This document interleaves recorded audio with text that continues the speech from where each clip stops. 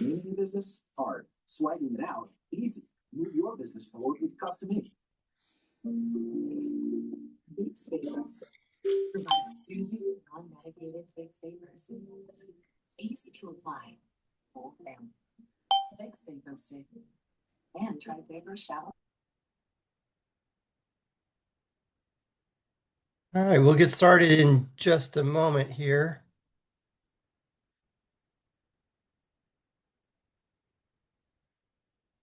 Open up the slideshow and share it.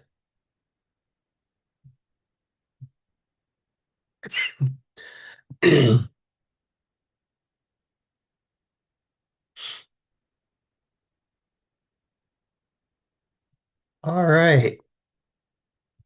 Can everyone see the slideshow? If you can, type in a number 1 in the chat, please.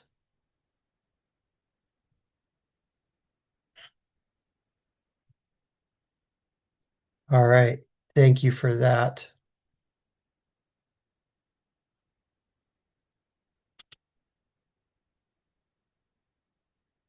All right. Hello, everyone. My name is JD Wyzolek, and I am the founder of azcollegeplanning.com. And the information that I am going to be presenting today is more in a general nature. If you want to talk about your family-specific situation, at the end of the presentation, I'll offer a free, no-obligation college consultation where we can talk about your family-specific situation. If you want that, sign up for that at the end. If you don't want that, that's fine too. I'm going to give you a lot of great information as we progress tonight. And I like to call this talk, You Don't Know What You Don't Know About College, but What You Really Need to Know About College, or How to Not Go Broke Paying for College. And it all starts with the ranking system. And you've probably seen different publications, Forbes, Money Magazine, People, etc., all have these college ranking publications. U.S. News and World Report is probably the most popular and prevalent ranking publication. And in it, they publish, this college is ranked number 1 in biology, and this college is ranked number 17 in engineering, etc., etc. The ranking system is incredibly important to the college. So let's explore why. Have you asked yourself, why would a college give out scholarships? Is it because they're kind and generous, or because they want and need a specific student? And that's the reason they want or need a specific student. Colleges ask this question of every applicant. How will the student impact our rankings? Positive, neutral, or negative? If the college determines that the student will have a negative impact on their rankings and the things that the college values, then they will not admit that student. If the college determines that the student has a neutral, that student will have a neutral impact on their rankings, then maybe they'll admit the student and maybe they'll give that student some scholarships. But if the college determines that that student has and will have a positive impact on categories that that college values that are ranked, then that college is going to do whatever they can to recruit that student and offer incentives. And the incentives that we want are scholarships. I love the rivalries that go on between certain colleges. And whenever there's an upward trend in any category that's ranked, that attracts attention. So one of the rivalries is UCLA versus Berkeley. And this last year, UCLA knocked Berkeley off the podium and became the number 1 public national university. Because of that, this last year, UCLA had 149,900 students apply for about 7,000 or 8,000 freshman seats. And it costs $80 to apply. So when you do the math on that, 145,000 times $80 is $11.6 million that was generated just in application fees. What you need to understand about college is big business, and colleges will do certain things to have an upward trend in categories that they value that are ranked.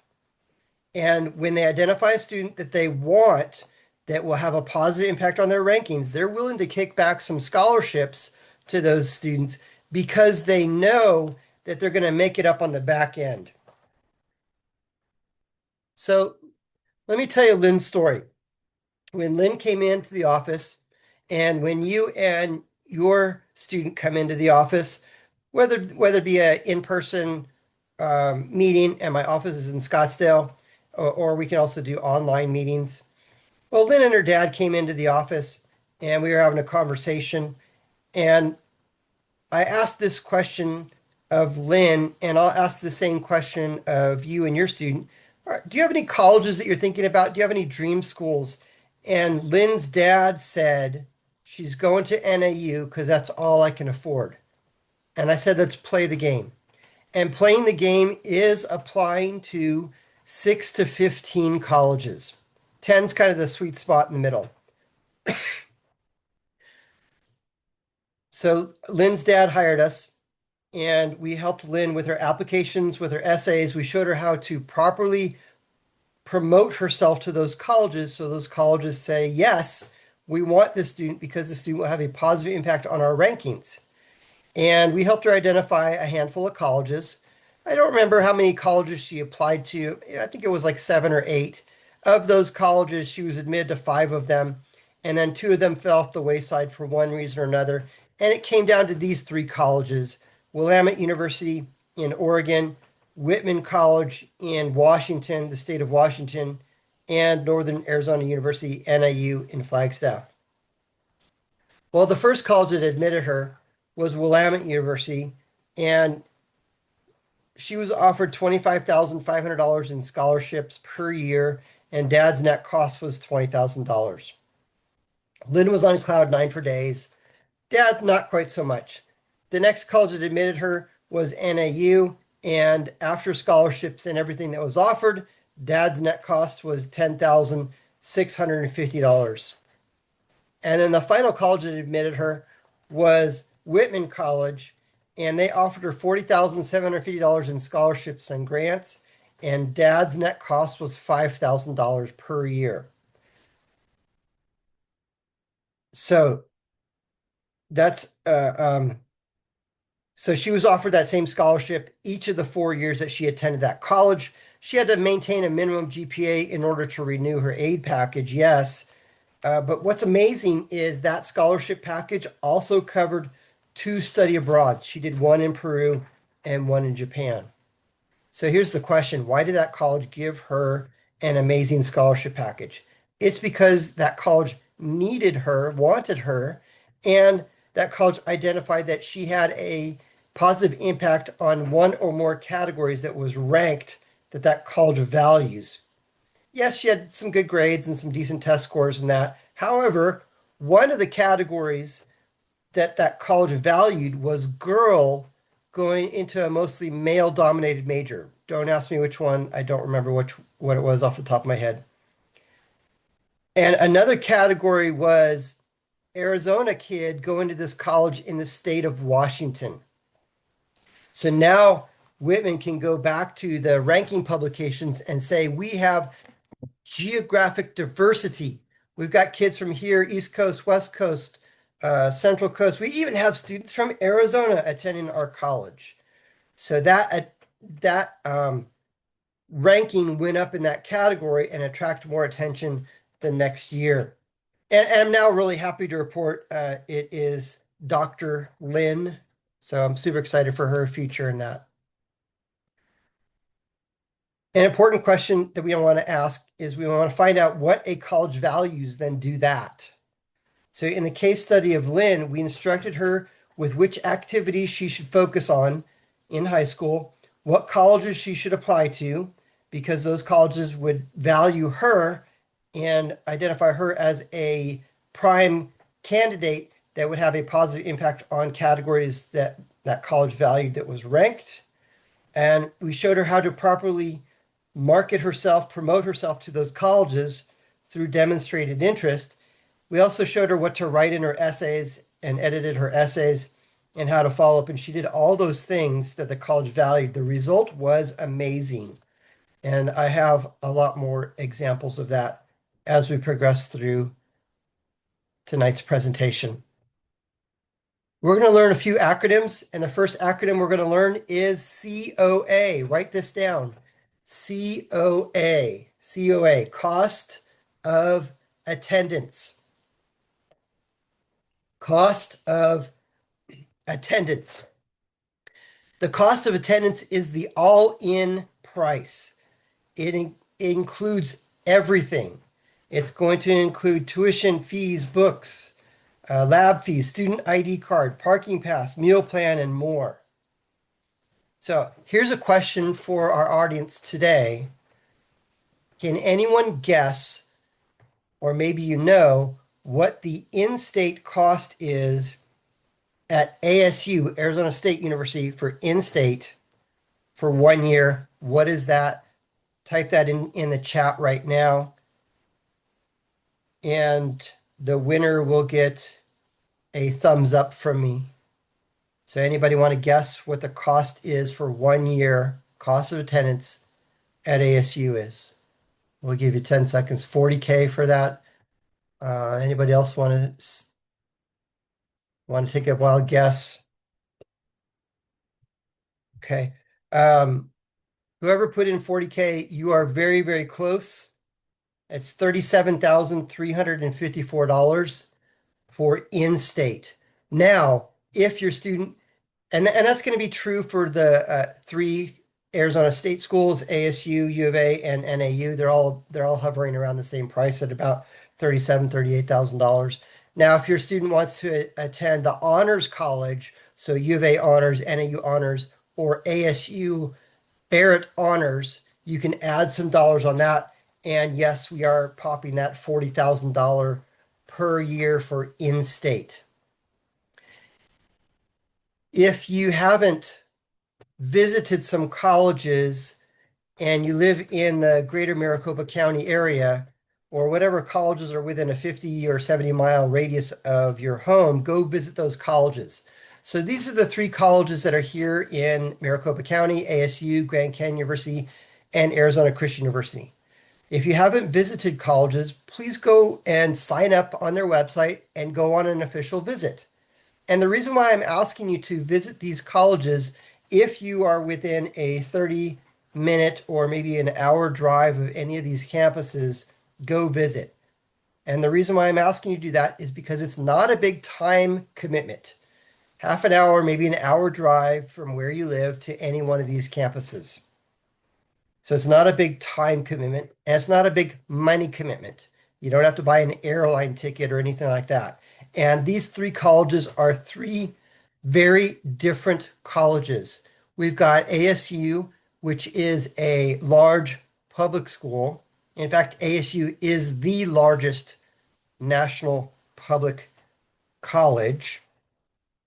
Grand Canyon University is a mid-size private school, and then Arizona Christian University is a small religious college. When you visit Arizona Christian University, look at it through two different lenses. The first lens to look at it is the size of the school, and it's about 1,000 students or so. So look at it through the size, and then also look at it through the religious lens. Because it's affiliated with a Christian church, they do require the students to attend chapel services and things like that. So look at it through those two different lenses. The reason why I'm asking you to go visit these three colleges is because it's not a big time or money commitment. So that when you go to San Diego, or you go to Chicago, or you go to Boston, or you go to Florida, and you visit some colleges in those areas, now you've got something you can compare with. In fact, when you visit the college, if you don't walk away with the impression of, wow, that college is amazing, I want to go there. If you don't walk away with that impression, understand that they did a bad job at selling their school. That is their job, is to sell you on their school. and get you excited about applying and get you even more excited about attending their college. One of the categories that is ranked, and I think is one of the most ridiculous categories, is most expensive college. And Harvey Mudd College in the Los Angeles area is ranked as one of the most expensive schools at $98,984 per year, 100 grand for 1 year. Multiply it times 4 years, it's $400,000. So they're getting really close to $500,000 for an undergrad degree.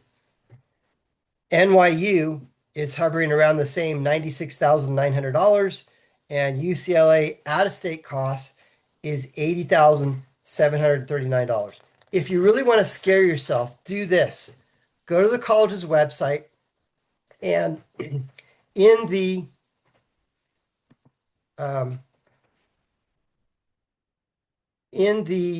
search window, type in cost of attendance, and it'll bring you to that page. And sometimes they add it all for you. Otherwise, bring out your calculator and add those numbers together. So do this. Go to that page, type in cost of attendance, add those numbers together, then take that number and then multiply it times 4 years, and then multiply it again times the number of kids you got. 2 kids, 3 kids, etc. That's enough to give anybody a coronary right there. And have you asked yourself, how are we going to be able to afford it? We're going to go to that in just a second. Cynthia has a question. Is GCU around the same cost of attendance as the state universities or vastly different? GCU is very competitive financially with ASU. So there's a potential that the cost to go to ASU versus GCU might be the same, or it might be a little bit less to go to GCU.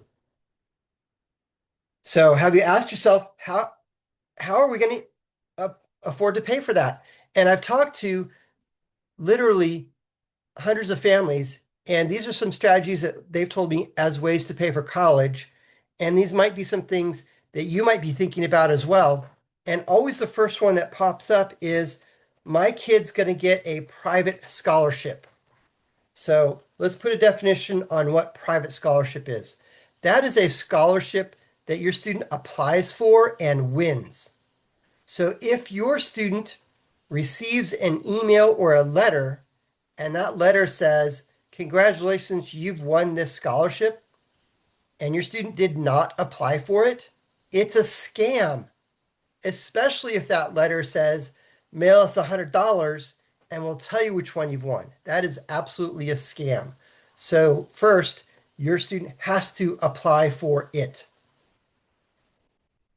And if your student wins that private scholarship, it's portable. And what I mean by that is they could take that private scholarship and they could go over to University of San Diego and use it there. Or they could take that same scholarship and go over to Texas and go to Baylor University and use it there. Or they could take it up to NAU and use it there. It's portable that way. Versus if your student won the Wildcat Scholarship at U of A, that's only usable at U of A. Now, of the $135 billion of aid that's available, less than 2% of that consists of private scholarships. Everybody wants to go after these pennies, and I want to go after where the bulk of the money is, and the bulk of the money is going to be in these 3 categories. The first category, write this down, please. The first category that we want to capitalize on is state funds. We want to get the maximum amount of state funds that we can get. The second category is federal funds. We want to maximize that. And then the third category, which is the big kahuna of the 3, and that is the college endowment funds. There are some colleges that are just rich, and there are other colleges that are mind-boggling rich.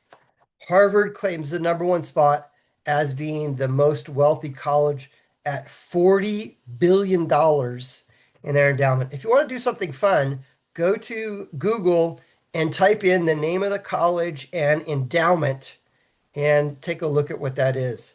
Uh, ASU's endowment is hovering around $1.5 billion. So these colleges are just crazy rich. Going back to Harvard at $40 billion, the interest that that account produces is enough to give every student that Harvard admits a full ride. Does Harvard do that? Absolutely not. So a lot of parents and students think about private scholarships. Those are the pennies. We want to go after the bulk of the money, which is going to be in the college endowment system. And the colleges are going to gift you that endowment dollars through scholarships. And the IRS has mandated that that colleges must give some percentage of those endowments. So we want to capitalize on that. The second category that parents have told me is a way to pay for college is my kid's an athlete. My kid's going to get an athletic scholarship. And I'm sorry to tell you this.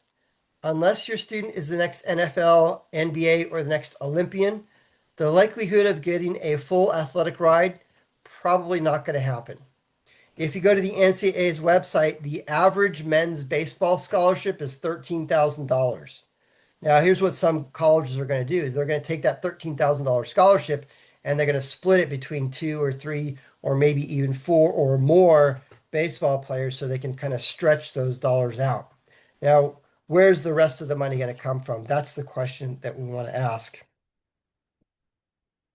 Another strategy that parents have told me as a way to pay for college is we've saved the money. And I read a statistic that the average family has saved $10,000 for college. Now, if you save that or more than that, then God bless you, you're better than the average. The question now is the money that you have saved, what financial vehicle is it parked in? And how does a financial aid system look at that money? And there are 3 buckets of money. The first category and bucket of money is money that is in the student's name.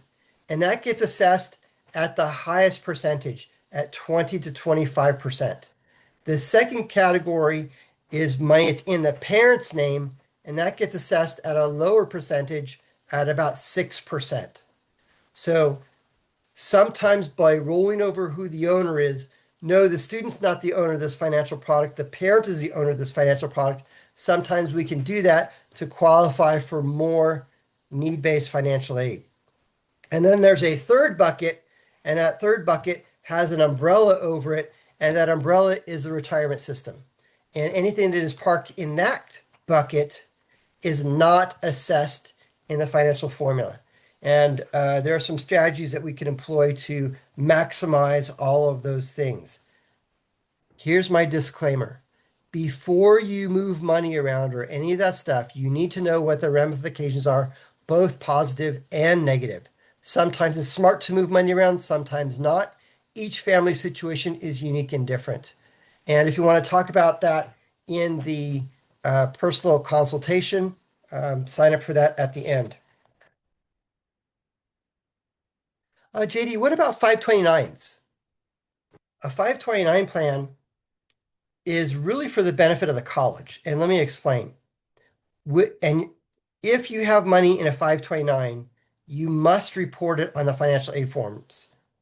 And the 529 is considered an asset of the parent, so it'll get hit at about 6%. However, as soon as you expose that you have a 529 savings account and you expose that to the college is going to go tag, that's my money, I want it, and they're going to split it into quarters. 25% the freshman year, 25% sophomore year, 25 junior, 25% senior year. I had a family who had $40,000 in their 529 plan, and their student was admitted to a prestigious college in California. And when that California college saw that they had $40,000 in their 529, they said, tag, that's our money. And they reduced his aid package by $10,000. So sometimes it's smart to move money around from who the owner is. Sometimes it's smart to move money to different financial products. Each situation is unique. and needs to be evaluated for both the positive and negatives. The next strategy as a way to pay for college is pay as you go. Some parents have told us we're going to just pay as we go, or also called a payment plan. A lot of colleges are starting to opt for the payment plan. The last time I looked at La Sierra University in Riverside, California, they had a payment plan and it was $75 a month. That was their fee for that, plus whatever the payment was. Most colleges are going to want you to pay a full semester up front.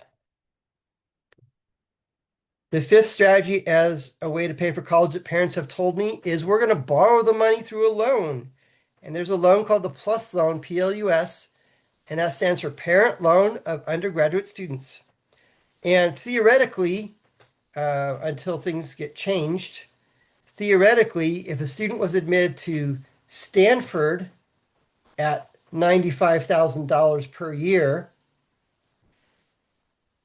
Stanford would offer the student $5,500. If a student was admitted to Stanford at $95,000 a year, and Stanford did not give that student any scholarships or grants, Stanford would offer the student $5,500 in loans and the remaining $89,500 to the parent in a Parent Plus loan. And then they go around bragging, we met all of your need. Well, thanks, but that's a loan. No, thank you. Some colleges are devious in their wording on the award letter. When your student applies to a college, your student's going to get two letters from the college. The first letter is going to be the acceptance letter.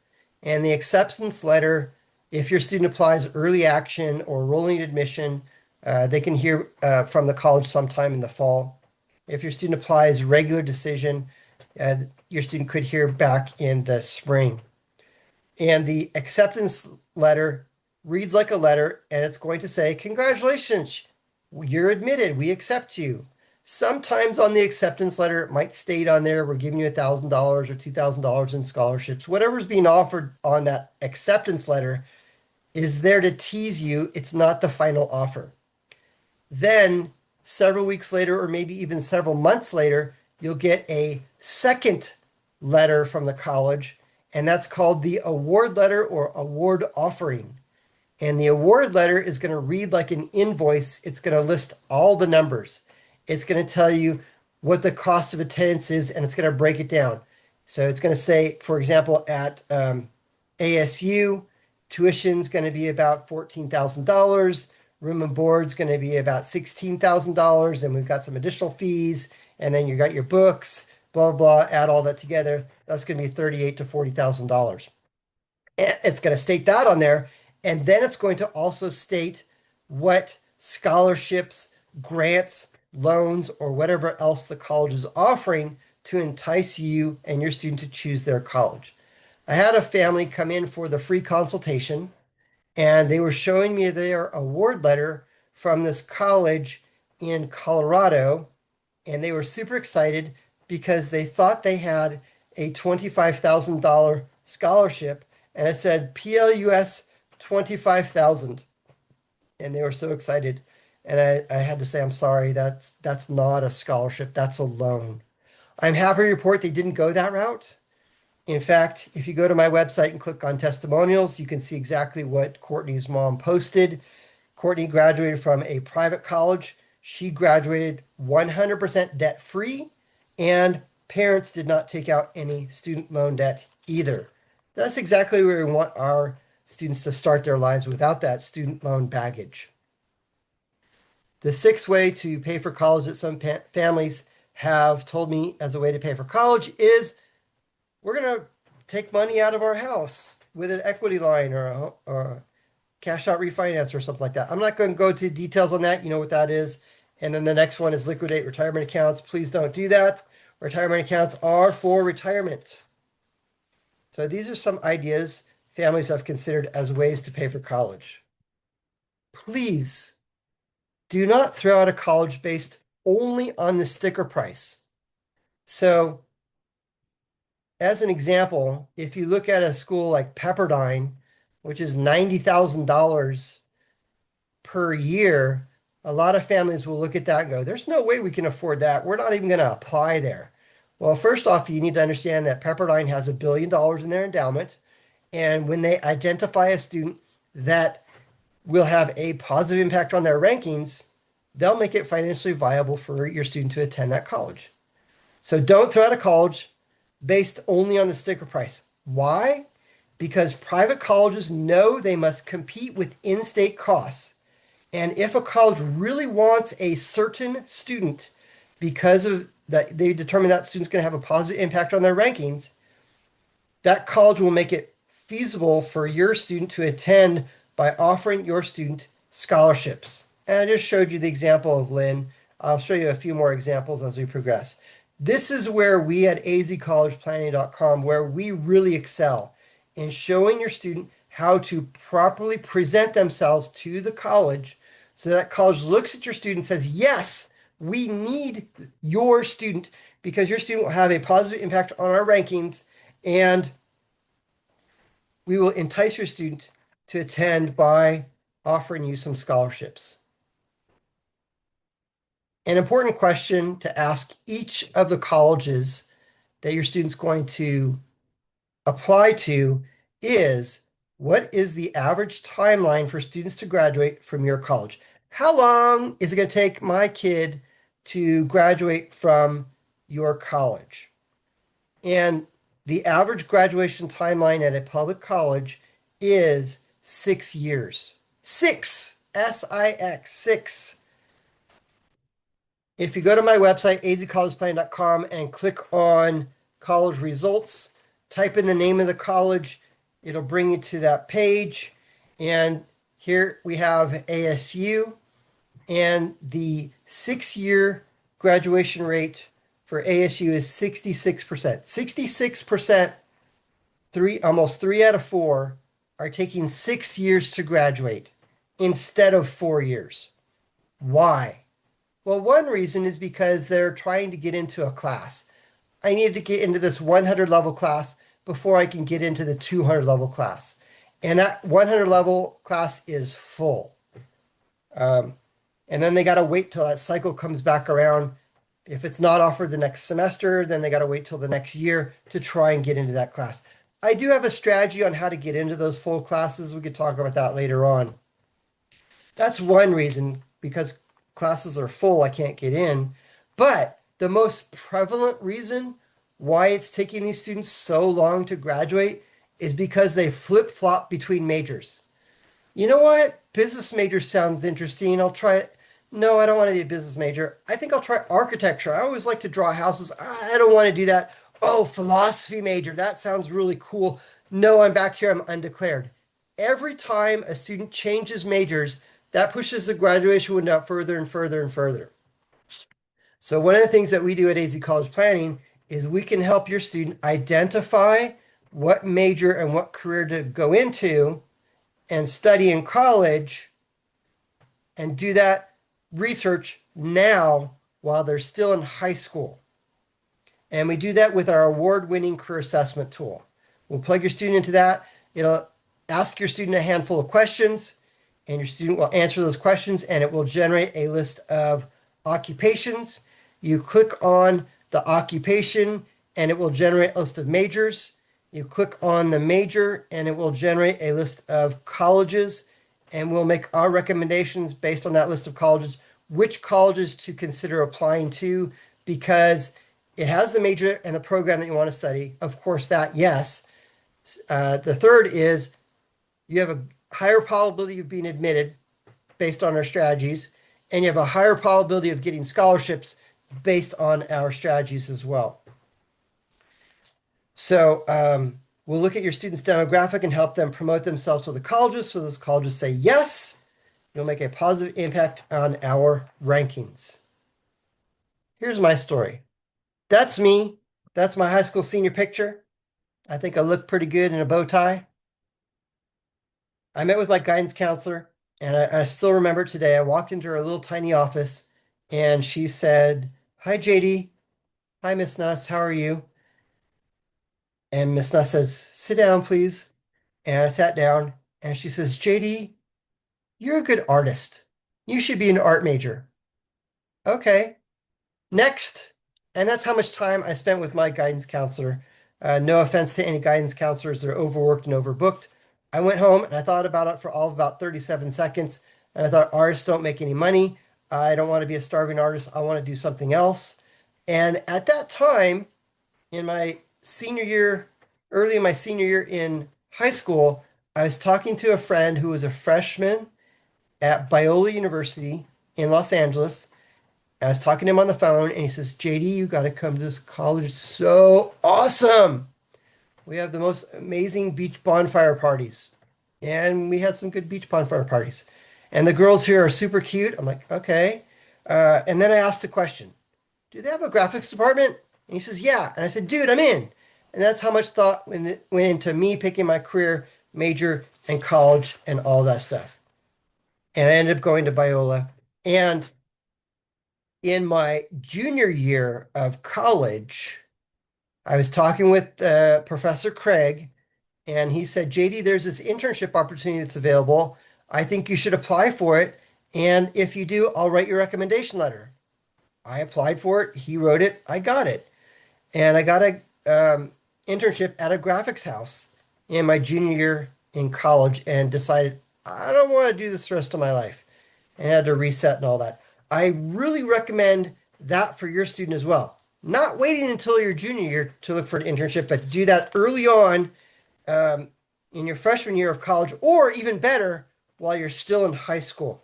And we could talk about strategies on how to get those internships while you're still in high school in the consultation. So yes, AZ College Planning can help with all of those things.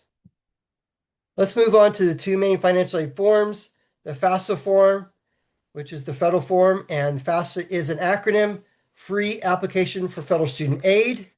And then the second form is called the CSS Profile. The CSS Profile is administered by College Board.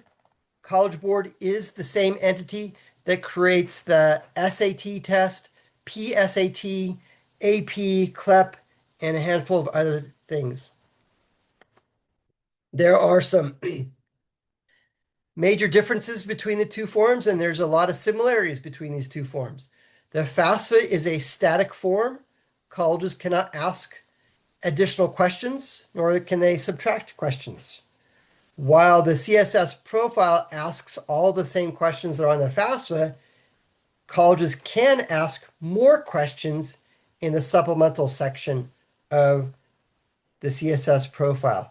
As an example, one of the supplemental questions that I saw several colleges ask in the CSS profile supplemental question section is, what's the make, model, and year of your vehicles? JD, why are they asking me that question? Because if you claim that your adjusted gross income is $60,000 and you're driving a 2026 Bentley, those don't match, and they're going to start asking more questions. Another primary difference between the two is that the FAFSA is free to submit, hence the acronym name, Free Application for Federal Student Aid, while the CSS Profile, there is a fee to submit it, and it is $25 for the first college and $16 for each additional college. So if your student applies to 3 colleges and those 3, if your student applies to 10 colleges and 3 of the 10 require the CSS profile, it's going to be $57 to submit the CSS profile to those colleges. I've had conversations with other families and some of them who are making some significant income tell me, I don't want to fill out those stupid forms because we make too much money to qualify for any need-based aid. Why should we do that? And I always say it's part of the game, it's part of the dance. Yes, we will help you submit these financial aid forms. Another reason why to submit these financial aid forms is because it is another way to demonstrate interest. and demonstrating interest is critical. I had a conversation with John and his father, and John's father hired us to help John, and we helped him identify a handful of colleges. We showed him how to properly promote himself to those colleges and demonstrate interest. We showed him which activities and clubs to be involved with in school. We helped him with his resume. We helped him edit and write his essay. We helped him with the application and all of that. And um, when it came time to submit the financial aid forms, John's dad said, I don't want to do that because we make too much money to qualify for aid. And I said, let's play the game and we will help you and assist you with submitting these forms. And so here's a little background on John's parent is dad made $1.5 million in income. He had $5 million in his checking account, which boggles my mind. Move it somewhere where you can get more than 0.5% interest. He had another $10 million in a brokerage account. He owned several $1 million homes.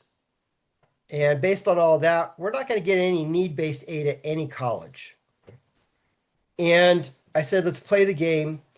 And John applied to a handful of colleges. I don't remember which college it was. It was in the Washington, D.C. area.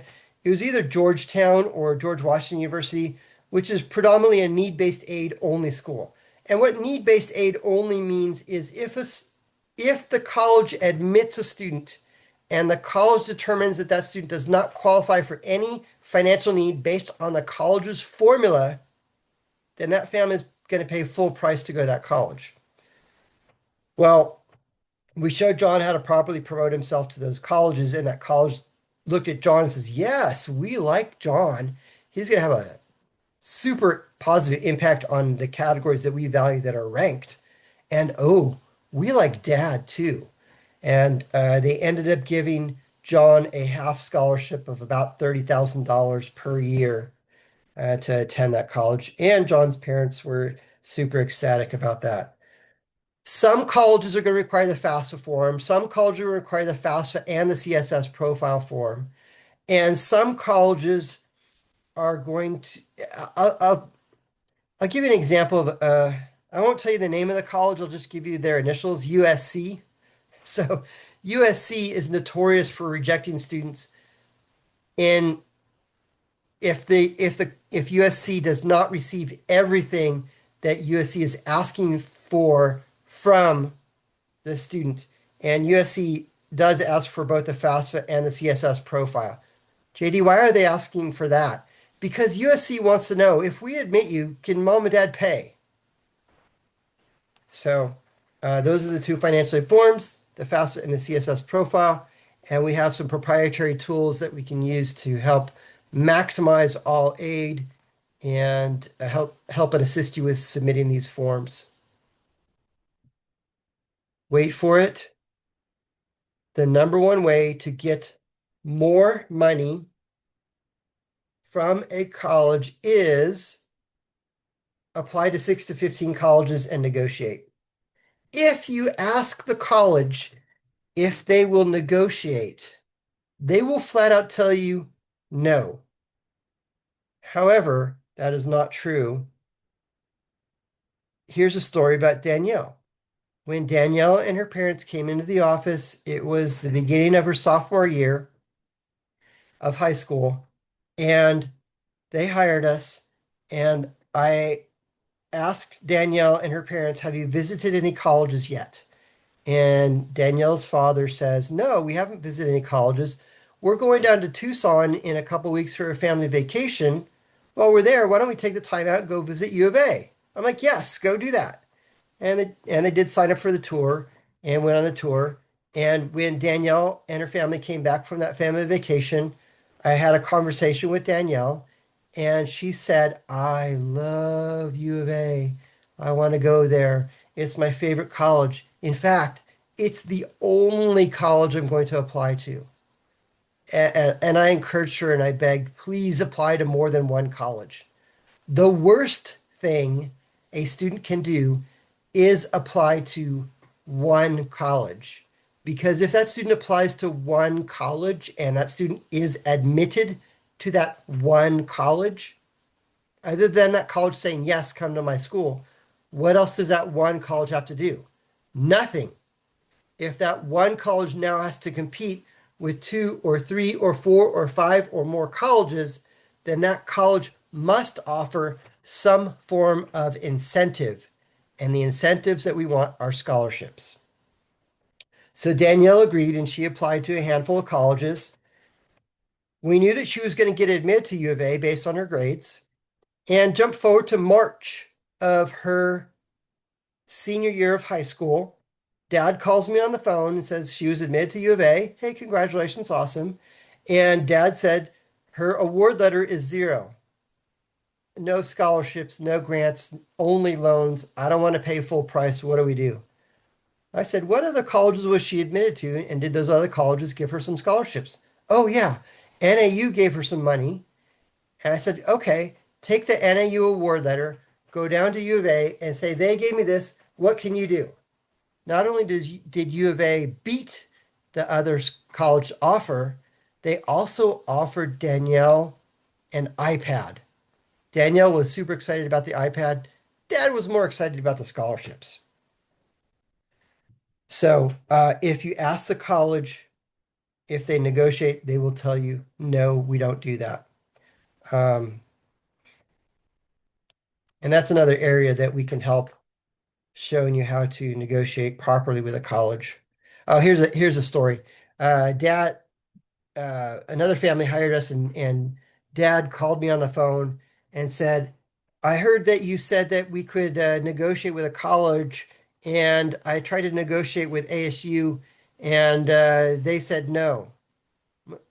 Okay, walk me through the process. What did you do? I sent an email. Okay, that's the first mistake. Who did you send the email to? To the general admissions department. I'm like, oh, okay. Uh, yeah, that's wrong. So we looked up who to send it to, and I helped him write an appeal letter, and we sent it to the financial aid department at ASU, and we got a very quick response back from ASU that said, sorry, we don't negotiate. Well, 2 weeks later, when Dad logged on to his daughter's ASU student portal, he saw that magically another $2,000 appeared. And then a couple weeks after that, another $1,000 appeared. So we got $3,000 for writing that. In fact, if you multiply that times 4 years, that letter was worth $12,000. Here's a few examples of our results. McConnell applied to 9 colleges. He was admitted to all of them. We showed him how to properly present himself to the colleges, showed him what activities to be involved with, how to write an essay, how to write his resume. And of those colleges, NYU offered him the most advantageous scholarship package at $65,820 in scholarships per year. Parents' net cost $8,914. And he did receive this all 4 years that he attended NYU. So why did they do that for this particular student? And if you multiply that times 4 years, that's $263,280 in scholarships over the course of 4 years. McConnell was a student who did the work, was coachable, followed through, and got these amazing results. The question is why? Why did he get that? Was he a super brainiac and had a perfect SAT score, class president, and all those other crazy things? He had some good grades, yeah, and he had some good test scores. But the major thing is he applied as not a theater major. If you look at NYU, 40% of the students attending that college are theater majors. And NYU has a fine and an amazing theater program. But McConnell applied as a real estate development major, and they looked at him and said, yes, we need more of that. Because they want a diversified class and not a lopsided class, everybody in the same major and the same programs. I love to ask this question and tell you Rohit's story. What is good Good as being admitted to the college. What is better than being admitted? Of course, getting a partial scholarship. What's better than getting a partial scholarship? Getting a full tuition scholarship, of course, is much better than a partial scholarship. When you talk to your friends or other parents and they tell you that their kid got a full ride at a state school, be very skeptical. What they probably got was full tuition. And a full tuition scholarship at ASU is about $14,000 or $15,000. So $14,000, 14,000 minus 38,000, that's $24,000 gap. Where's that 24,000 going to come from? So what's good? Being admitted. What's better than that? Getting a partial scholarship. What's better than getting a partial scholarship? Getting full tuition. What's better than getting full tuition? Of course, getting the coveted full ride. And when your student wins the full ride, what parents are going to pay is transportation. The cost of getting your student from home to the college, whether it be gas, bus money, airline ticket, or even a train. What's better than getting the coveted full ride? This example here. All tuition and mandatory fees for 4 years, $4,000 per semester cash stipend, $1,500 per semester on-campus housing stipend, and an up to $6,000 one-time award for international study abroad. If you add all of that together and you subtract it from the cost of attendance at this college, he was netting $3,000. What's better than getting the coveted full ride? Getting paid to go to college. Does that happen? Yes, it does.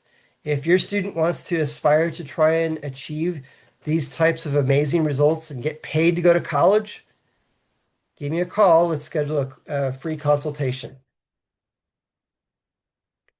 Nicole was admitted to WashU, $45,465 in scholarships, 11 grand her parents' net cost. Multiply it times 4 years, $181,000. She did the work, was coachable, and followed through and got these amazing results. Bruce was admitted to Notre Dame, $51,000 in scholarships. Dad's net cost 13 grand. When we were reviewing Bruce's award letters from all the colleges that he was admitted to, Notre Dame gave him the most advantageous scholarship package because Notre Dame wanted him the most because Notre Dame determined that Bruce had the highest and best impact on their rankings. And Dad thought and said to me that he thought my tagline, "It could be cheaper to go to an out-of-state college than attend an in-state college," was just a sales pitch until we did it for his son. And then we did it again for his daughter. So there's Bruce, $204,000 over the course of 4 years. Bruce did the work, was coachable, and followed through. And then $216,000 for his sister, Adele. She went to TCU. She did the work, was coachable, followed through, and got these amazing results. But JD, are all of these students super brainiacs and have 4.0 GPAs, 1,600 SAT scores, 36 ACT scores? No. Here's another student. We showed her how to properly present ourselves to promote herself to colleges. And one of the schools that we've identified that had the major in the program that she wanted to study in college, that we felt was a good fit for her, that we knew that she was going to get admitted to and get a good scholarship package based on our experience. She got admitted to Spring Hill College in Alabama. And after all the scholarships were added together, it was less expensive for her to go to this out-of-state private college than it would have been for her to go in-state. And her GPA, 2.3. 2.3 GPA. She got a little bit of academic scholarship, but she got some additional money in leadership and volunteer things and some other categories that college valued that were ranked that this particular student fit into those categories. We can also help with military academies. Tanner came into the office and said, I'm going to apply to the Air Force Academy because that's my dream to fly jets. That's the only school I'm going to apply to.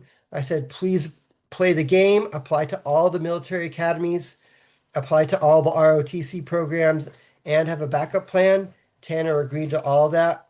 And we had a conversation, and Tanner asked for a meeting, and we were talking about his stats. And Tanner says, I've been doing some research on the Air Force's website, and the minimum ACT score is 24. I got a 25. What do you think? I said, they're going to throw your application in the trash because you're just barely above the minimum. So we plugged him into our program called Beat the Test, and we showed him how to properly prepare for these tests and what to study and how to study and all that. And he ended up with a 29 ACT score. Amazing. End of the story is he went to the Merchant Marine Academy in Kings Point, New York. And when they were handing out assignments, they said, where do you want to go? He says, Air Force. And he's flying jets for the Air Force. So excited for him in his future. I love to tell this story about Jonathan. Jonathan applied to a handful of colleges, was admitted to most of them, and it came down at the end to George Fox University in Oregon. And Jonathan and his parents had a conversation, and I was reviewing his award letter with Jonathan and his parents, and his parents said to Jonathan and myself, they said, Jonathan, we are willing to pay for you to go to college X dollars. Anything above that, that's going to be on you. Get a scholarship, get a grant, get a loan, get a whatever. That's going to be on you. And after all the scholarships and grants that were being offered and what mom and dad were willing to pay for college, we were $5,000 short. And Jonathan says, I've got an idea. I'll call the college and I'll defer admission. Yeah, you can do that at most every college. With that, you fill out the appropriate form. It's like you've probably heard it in different terms. Gap year, maybe you've heard that one. I'll take a gap year. I'll defer admission, and I'll go get a job. Jonathan's telling me this. I'll go get a job. I'll save up $5,000, and then I'll go to college the next year. I'm like, what are you gonna do? Work a year, go to college for a year, leapfrog it, work another year, go to college, take 8 years to graduate? No, Jonathan. Here's what I would like you to do. I would like you to call the college and speak with your admissions representative. You know who your admissions representative is, right, Jonathan? Now I'm asking him loaded questions because we had already instructed him on how to find his admissions rep. He says, oh, yeah, I know who that is. I said, call them on the phone. Don't email. Call them on the phone and say this. Thank you for admitting me. Thank you for giving me some scholarships. And my parents are willing to spend X dollars for me to go to college based on what they're willing to spend and the scholarships that you've offered me. I'm $5,000 short. What can we do? And poof, magically another $5,000 appeared. Jonathan went to George Fox and he graduated on time in 4 years. Cole went to La Tech. He got 100% of tuition plus extra. Chad went to Vandy, $231,000 in scholarships. And when I had a conversation with Chad and his mom says to me, please don't encourage Chad to apply to Vanderbilt because he has the credentials and everything to get admitted, but we can't afford it if he gets admitted to that college. I said, play the game. And the end result is he got this amazing scholarship package. And I got a very nice email from Chad's mom after that. Another student at TCU, $212,000 in scholarships. I'm super excited for this student because he really utilized the whole program of the college. He used the career center at the college and got several internships. Those internships turned into a job. And upon graduating, he landed an incredible job in a finance company in Denver, Colorado. So, and here's the cherry on top of the scholarship package is he graduated 100% debt free. Trevor, well, what about in-state? Yeah, we can help out with in-state too. Trevor went to NAU and he also graduated 100% debt free. He's an example of a student who did the work, was coachable, followed through, and got these amazing results.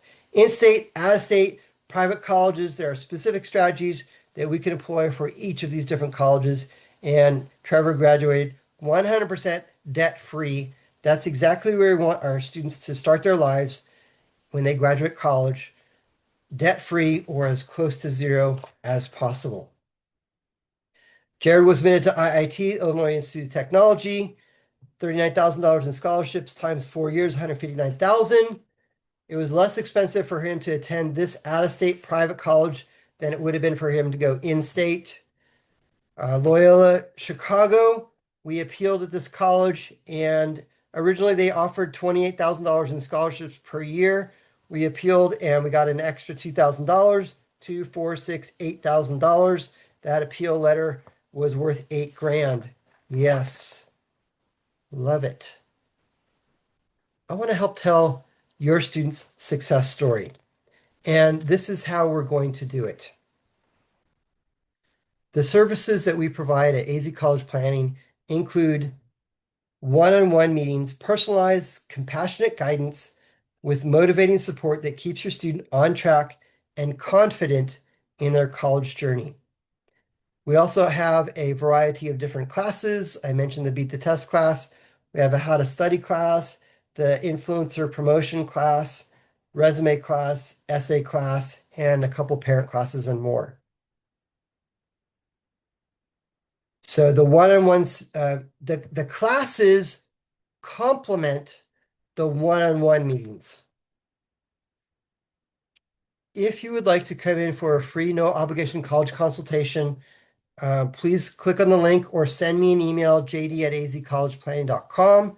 Include your phone number that you can be reached at. Also include the year that your student's going to graduate from high school. And when you come in, I will be very, very frank with you and say, yes, we can help you, or no, we cannot help you. If it's no, I will give you some good advice and will point you in the right direction. Go do these things. If it's yes, then rest assured that we're going to do some amazing things for you and your student and help your student get into the best fit colleges they can get into and maximize the amount of scholarships given humanly possible. I got this text message from Noah. I got into Georgia Tech. Thank you for the 10-week plan you gave me. It helped me get into my dream school, which means a ton. I'll be attending Georgia Tech in the fall, and I got $32,000 a year in scholarships. It was the best aid offer I got outside of ASU. So we instructed this particular student how to use leverage for admission. 32,000 times 4 years is $182,000. Was it worth it for this family to hire us? The answer is yes. So AZ College Planning, we are the experienced leader since 2007. I've been doing this a long time. We are the nation's leading experts in admission, financial aid, and guiding families with proven results since 2007. If you'd like to explore how we can make a real measurable difference with college admission and college scholarships, please send me an email, jd@azcollegeplanning.com. Include your name and your daytime phone number and your student's high school graduation year. And I'll reach out to you and schedule a free, no obligation college consultation. And again, when you come in, I'll say, yes, we can help you, or no, we can't. If it's no, I will point you in the right direction and say, go do these things. If it's yes, and your student follows through and is coachable, your student's going to get some amazing scholarship packages. Some of the most amazing ones that we have had is we had a student who graduated from Columbia last year, and each of the 4 years that she attended Columbia, she was offered $86,000. $86,000 in scholarships over the course of 4 years. And if you do the math on that, 86,000 times 4 years, That's $344,000.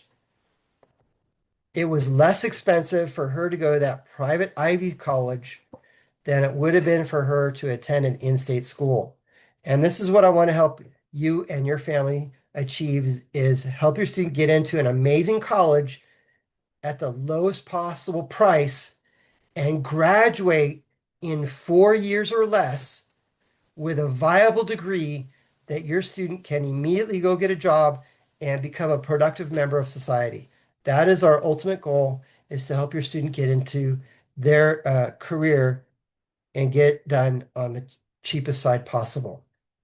If you have any questions, please send me an email, jd@azcollegeplanning.com. I'll be happy to answer any of your questions. And if you would like the complimentary, no obligation college consultation, please send me an email, jd@azcollegeplanning.com. We'll have a conversation with you and your student, determine if we're a good fit for you and your family, and from there, get your student rocket launched into their future. Thank you very much for attending and have a wonderful evening. Thank you.